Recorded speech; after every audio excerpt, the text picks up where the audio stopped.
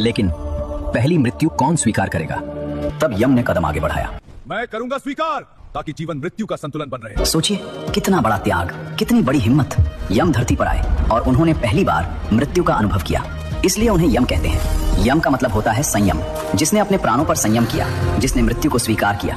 ब्रह्मा जी इतने प्रसन्न हुए कि उन्होंने यम को यमलोक का राजा बना दिया और उन्हें जिम्मेदारी दी हर प्राणी के कर्मों का हिसाब रखने की, न्याय करने की। यमराज बन गए धर्मराज।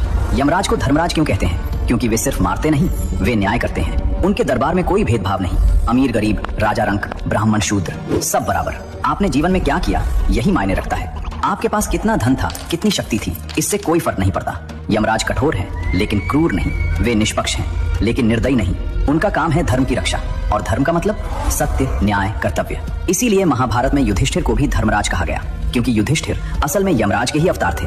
पर यह कहानी हम आगे सुनेंगे। अब बात करते हैं यमलोक की, वो जगह जहाँ हर आत्मा को जाना पड़ता है। पुराणों के अनुसार यमलोक दक्षिण दिशा में स्थित है, इसलिए दक्षिण को यम की दिशा कहा जाता है। यहाँ एक विशाल दरबार है, सोने के खंभे, चांदी के दरवाजे, लेकिन एक अजीब शांति, एक गंभीर वातावरण।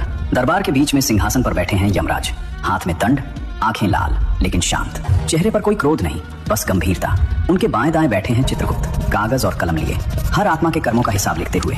और चारों ओर खड़े हैं यमदूत, कुछ सुंदर, कुछ भयानक, कुछ शांत, कुछ क्रोधित। चित्रगुप्त की कहानी बड़ी रोचक है। चित्रगुप्त का मतलब होता है छुपी हुई तस्वीर, जो सब देखता है लेकिन दिखाई नहीं देता। चित्रगुप्त के पास एक विशाल पुस्तक है, अग्रसंधानी। इस पुस्तक में हर जीव के हर कर्म का हिसाब लिखा होता है। आपने कब, कहां, क्या किया, किससे क्या बोला, किसके बारे में क्या सोचा, हर छोटी बड़ी बात सब लिखा है। जब आत्मा यमलोक पहुंचती है तो चित्रगुप्त पुस्तक खोलते हैं और पढ़ना शुरू करते हैं। आत्मा सुनती रहती है, कभी शर्म से सिर झुक जाता है, कभी गर्व से सीना तन जाता है। फिर यमराज निर्णय देते हैं, स्वर्ग या नरक। अब सुनिए हिंदू पुराणों की सबसे सुंदर प्रेम कहानी, एक ऐसी कहानी जिसमें प्रेम ने मृत्यु को हरा दिया। बहुत समय पहले एक राजकुमारी थी, सावित्री, सुंदर, बुद्धिमान, साहसी। जब सावित्री विवाह योग्य हुई तो राजा ने कहा, बेटी तुम खुद अपना वर चुनो। सावित्री घूमने निकली, कई राजकुमारों से मिली, कई धनवानों से मिली, लेकिन किसी में दिल नहीं लगा। एक दिन वे जंगल से गुजर रही थी, तभी उन्हें एक युवक दिखा, लकड़ियां काट रहा था, सीधा सादा, लेकिन चेहरे पर एक अजीब तेज। सावित्री ने पूछा, तो तुम कौन हो?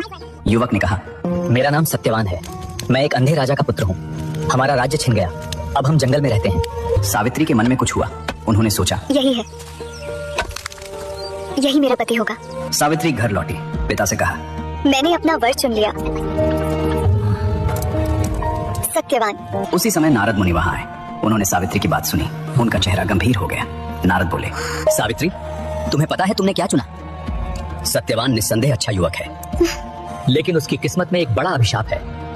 आज से ठीक 1 साल बाद सत्यवान की मृत्यु हो जाएगी।